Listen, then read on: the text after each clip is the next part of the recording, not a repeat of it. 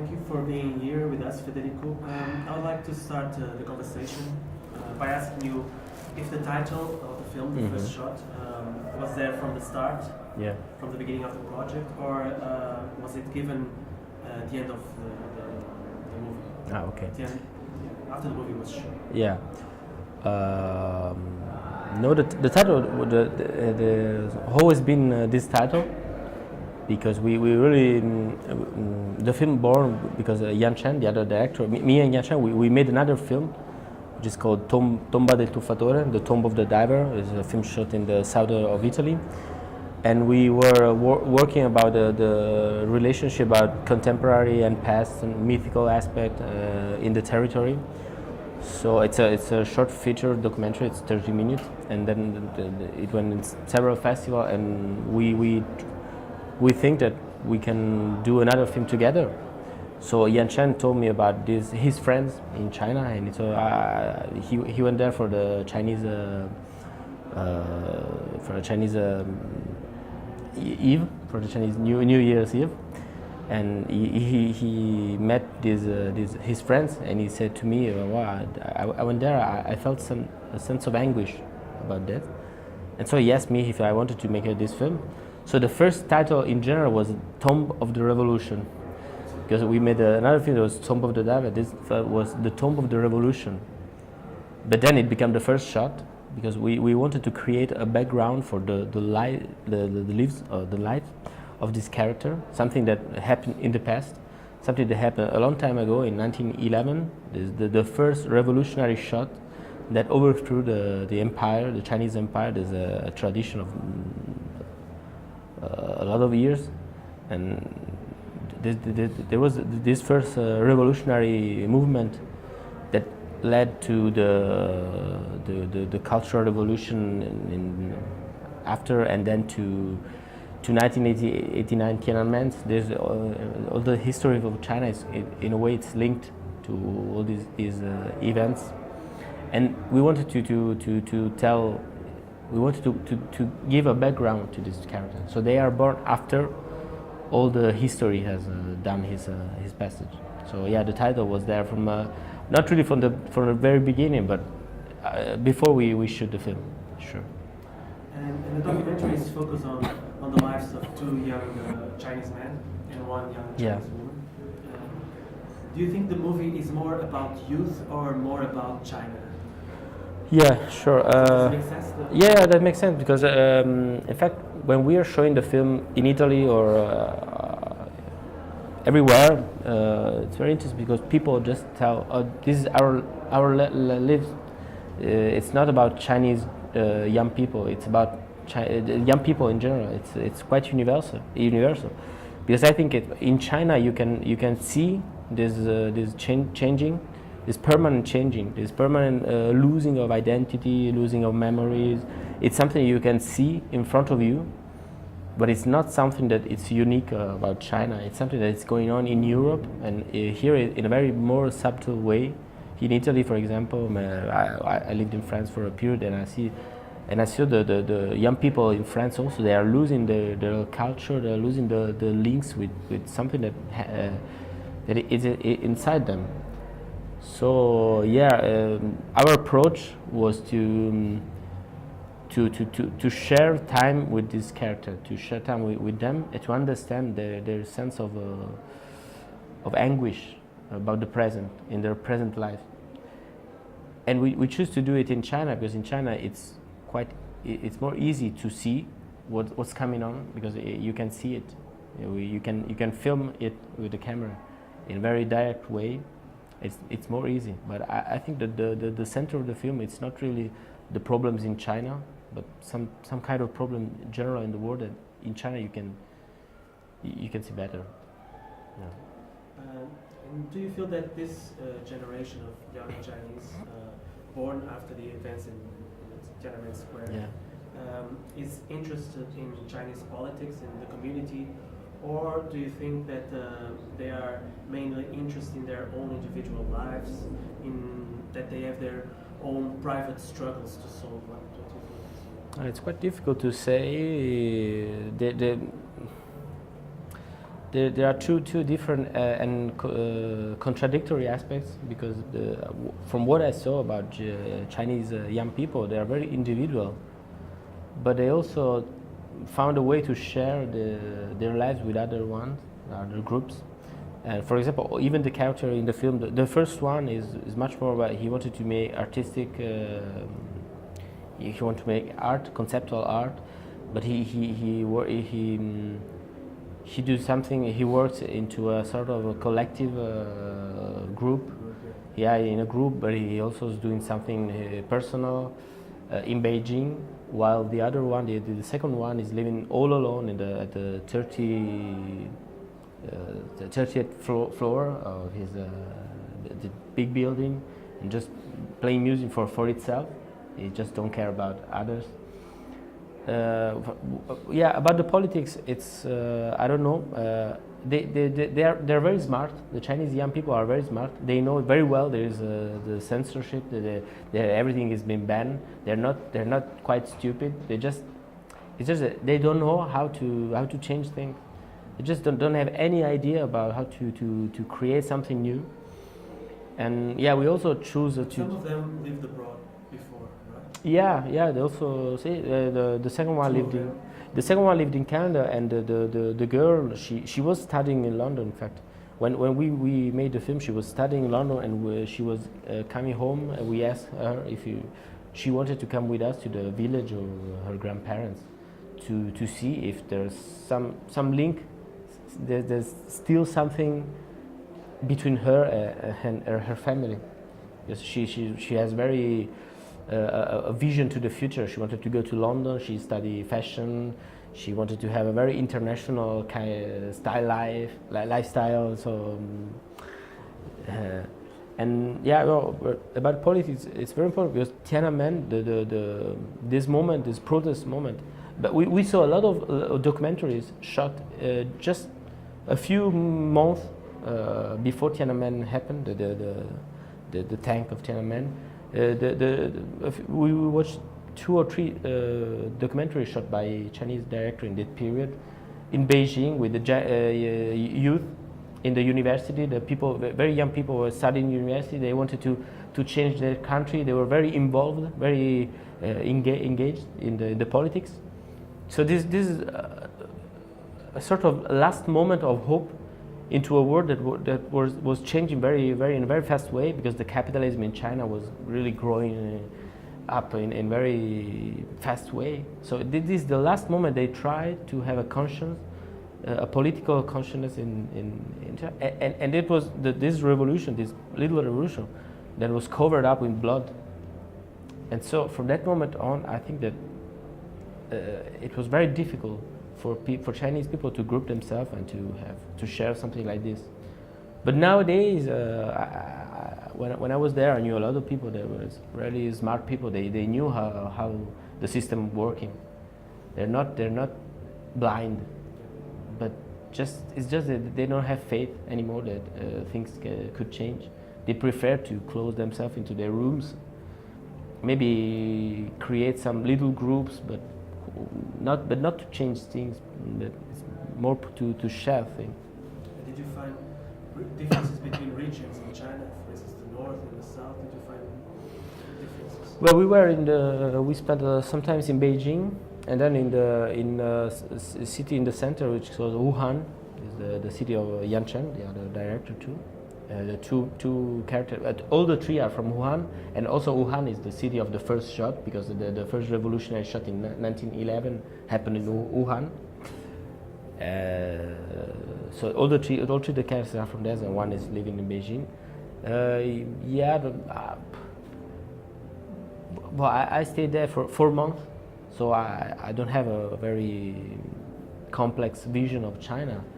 But I didn't saw a lot of changes between places, between people. It's not a geographical changing, because it's in China everything is mixed up. You can see a very poor neighborhood. Yeah, very poor neighborhood. It's just in front there is a big building, rich building, where rich people go to dance to do things. But it's in the same corner. So the differences in China are not geographical, are more subtle, more complex. So that's what I saw. And you use smartphones to shoot Yeah. Parts of the movie, and you also add some, I would say, low-tech effects like slow motion and fisheye lenses. Yeah, Not very complex lenses, I suppose. no, that was a lens.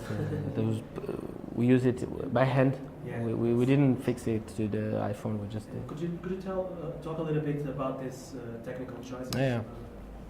Well, the iPhone is very useful instrument to make this kind of cinema. It's very quite poor cinema, but it can also be a very expressive way to tell some story, to tell things about reality, to be inside the world in that moment.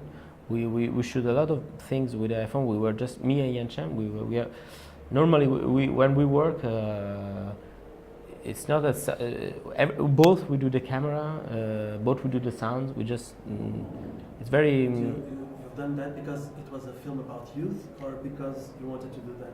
No, we decided to use the iPhone in some scene because but most of all because in China everything nowadays is passes through this surface of the iPhone, so we wanted to create some images without deep. Without when you create an images with an iPhone, it's a flat images. There's no deep of sight. You cannot see what. It's difficult to explain, but you see that the images has been shot with something like this, with a surface, and also all these surface surrounding this character are just pushing them inside their rooms. They're just pushed inside by all the surface surrounding them. That's why we choose to shot a lot of things in the exteriors, most of all the exterior places with an iPhone, because the outside world is quite in this way, and also because it's very useful instrument to be in the present in that moment, in very very authentic way, in very quick way also. What about the fisheye lenses? A special reason for it? Well, no, we had a little fisheye for a very old medieval cam, so we cannot fix it to the iPhone. We had it, and we wanted to create some expressive images of this sort of land or wasteland without anything. This is just not far from the house of the first character. Is living inside a village in the neighborhood in the outskirts of Beijing. It's quite strange place because there are immigrant workers living there, and also artists. A lot of young artists that they do some school and they went living there because it's cheap. And there are also the test for the train of the high fast train the train that goes in the 500 kilometers. So the government just this is around the village. The government sometimes they close people inside them because they have to do tests for the trains. So it's very and inside there's quite nothing. There are little houses, people destroying things and catching bricks and putting them in another way and building little houses. So it's very strange place, and we wanted really to tell about this place, to be inside this place with our camera, with our phone. It means you can really be very very near to someone, and also people there are very. There's a sort of purity, a sort of authenticity. You can really approach them with an iPhone and stay very close to them. And there's just it's a sort. You can create a link in a very deep way because they are not. They're not afraid. They're not afraid of the camera. They just share this moment with you. You can stay very very close to them. That's something you cannot do with the camera. And all the three main characters seem a little bit lost, or at least a little bit confused about their roles.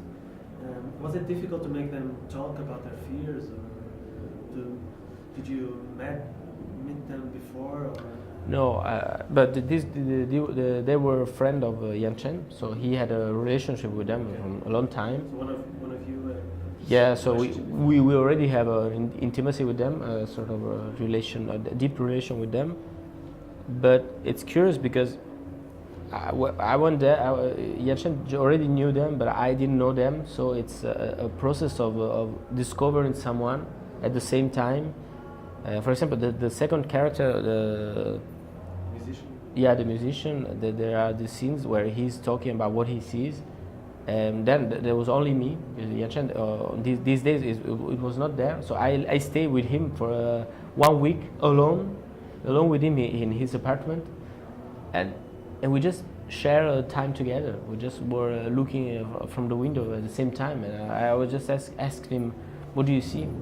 I was just trying to understand his life, to share some moment together. It's not to put in word inside his mouth. It's not to, we didn't want to create a fiction about these poor Chinese young people suffering. We didn't know what we were going to find. So it's very, for example, the third character, the girl, she never wanted to talk with us. She never talked to us. In fact, we tried to talk with them, and we told her, what do you feel about your parents? What do you feel about this? She never wanted to tell us. She was just doing this adventure with us, this discovery of her roots. But the only thing that she said to us is the last sentence in the film. She said, I didn't want to put past into my future. Yeah, that's one of the strongest sentences. Yeah, we spent 1 month with her trying to speak every day, and then after all the scene was shot, after we already shot everything in the village, we were just going back to Wuhan. We stopped in some bar, we were just a little bit tired, a little bit depressed, and we were talking. At this moment she was drinking, and she looked at us and she told us this. And it's a really powerful moment, because all the film has been a process that we have done with them. It's not something we had written. We only had written that the background of the character was the revolution 1911, and they were born after Tiananmen, and there is a sense of anguish in the modern China. That was our focus, but we didn't know what we were going to find. Maybe the film would be a film if they were just happy of their lives. So yeah. So that sentence, I didn't put past into my future, that the young woman says almost at the end of the film. And what about you? Did you put past into this film? So do you have any influences from other directors or films that you can talk about? We had a lot of influences. For example, for this film, we really love Pedro Costa film. I'm in Portugal. I have to talk about the Pedro Costa work because it's wonderful. It's a great master of cinema, and he just showed us the way to make film in a documentary form, but not the reportage you can see on TV, but really a kind of cinema that is authentic and it's just inside the world, but without creating some usually fiction, some fiction that want to tell something about some ideas. No, he's just there with his camera, just focus on what he's filming, about an approach to real people. This is looking for some kind of truth. It's something we really loved his work. And another director we really loved was Chantal Ackerman, who she died where we were just finishing the editing of the film. We just put this in the role, in the final role. For example, Jean Dillman, it's the film about this woman living inside her apartment. She never gets out. She just, the time is passing. She do little things, the little details of the present moment. This is an idea of cinema we really loved to try to reproduce or to recreate, to film these people just living their present. And yeah, for example, these two directors are very important. Well, I have other directors that I love, but when we are just a very instinctive way. So yeah, maybe before we go to shoot, we think to some director, something we see, but when we are there, we're just doing something. We don't know if the film is going to be or not. Thank you very much. No, thank you to you.